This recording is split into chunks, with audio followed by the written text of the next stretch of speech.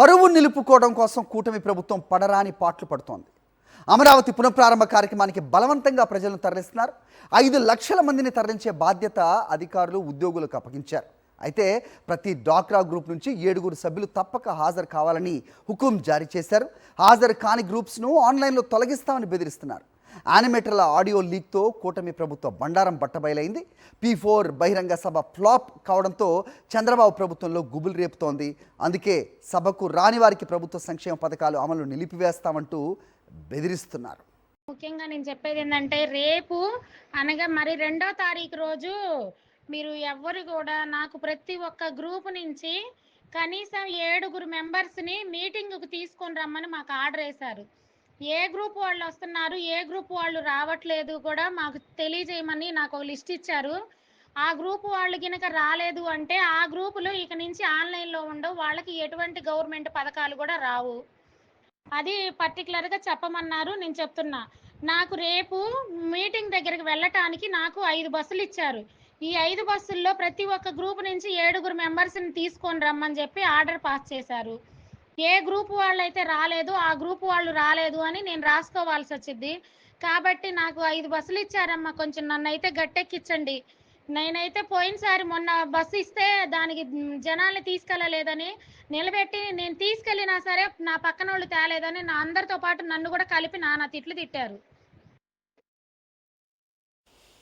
Right. దీంతో పడరాని పాటలు పడుతున్న కూటమి ప్రభుత్వ తాలూకు కార్యక్రమాలు మనం చూస్తున్నాం. దీనిపై మరిన్ని అప్డేట్స్ మా కరెస్పాండెంట్ సురేంద్ర ఇస్తారు. సురేంద్ర, చెప్పండి. 5 లక్షల మందిని తరలిస్తామని ప్రగల్భాలు పలికారు. ప్రస్తుతం జరుగుతున్న తంతు మనం చూస్తున్నాం. బలవంతంగా రప్పించే ప్రయత్నం, రానట్టయితే కనుక సంక్షేమ పథకాలు అందవని బెదిరించుతున్న వైనం ఎలా చూడాల్సిన అవసరం ఉంది? ఏంటి అప్డేట్స్?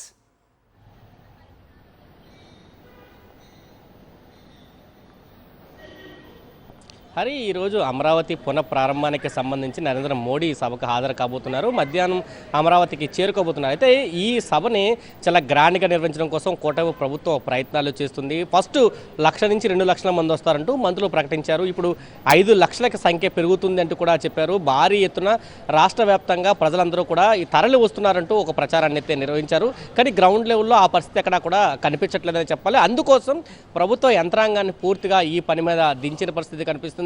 సచివాలయ సిబ్బంది, ప్రభుత్వ ఉద్యోగులతో పాటు యానిమేటర్లను సైతం ప్రజల తరలింపుకి వినియోగిస్తున్న పరిస్థితి కనిపిస్తుంది. మనకు ఒక ఆడియో వచ్చింది. యానిమేటర్ ప్రతి డ్వాక్రా గ్రూప్ నుంచి కనీసం, అంటే డ్వాక్రా గ్రూప్లో 10 మంది సభ్యులు ఉంటే 7 ఖచ్చితంగా ఈ సభకి రావాలి, ఖచ్చితంగా ఈ కార్యక్రమంలో పాల్గొవాలంటూ ఆదేశాలు ఇచ్చారు. ఒకవేళ వాళ్ళు రాకపోతే కనుక ఎవరైతే సంక్షేమ పథకాలు ఉన్నాయి, సంక్షేమ పథకాలు ఆపేస్తాము, డ్వాక్రా గ్రూప్ని కూడా ఆన్లైన్లో తొలగిస్తామంటూ కూడా యానిమేటర్ చెప్పిన విషయాన్ని మనం చూసిన పరిస్థితి కనిపిస్తుంది.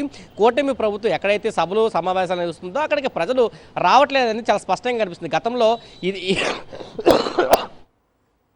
P4 మీటింగ్ పెట్టారు. అదే ప్రదేశంలో అమరావతి పునఃప్రారంభ సభ కూడా జరుగుతుంది. అక్కడ గతంలో వచ్చిన వాళ్ళంతా కూడా వెనుతిరిగిన పరిస్థితుల్లో చంద్రబాబు కొంత అసంతృప్తి వ్యక్తం చేస్తారు. ఎవరో రావట్లేదు సభల కంటే చెప్పిన పరిస్థితి కూడా కనిపిస్తుంది. కానీ ఇప్పుడు ప్రధాని వస్తున్నాడు కాబట్టి 3 పార్టీలు, ఇటు జనసేన, టీడీపీ, బీజేపీ నుంచి పెద్ద ఎత్తున సమీకరించడంతో పాటు ప్రభుత్వ యంత్రాంగాన్ని దీంట్లో దింపిన పరిస్థితి కనిపిస్తుంది. రాష్ట్ర వ్యాప్తంగా ఒక ఆర్టీసీకి సంబంధించిన 4500 బస్సుల్ని ఉపయోగించారు. వాటితో పాటు ప్రైవేటుకి సంబంధించిన మరో 2000 బస్సుల్ని కూడా ఉపయోగించిన పరిస్థితి. అంటే దాదాపు 6500 బస్సుల్ని అమరావతి పునఃప్రారంభ కార్యక్రమానికి ప్రజల తరలింపుకు ఉపయోగిస్తున్న పరిస్థితి కూడా చాలా స్పష్టంగా కనిపిస్తుంది.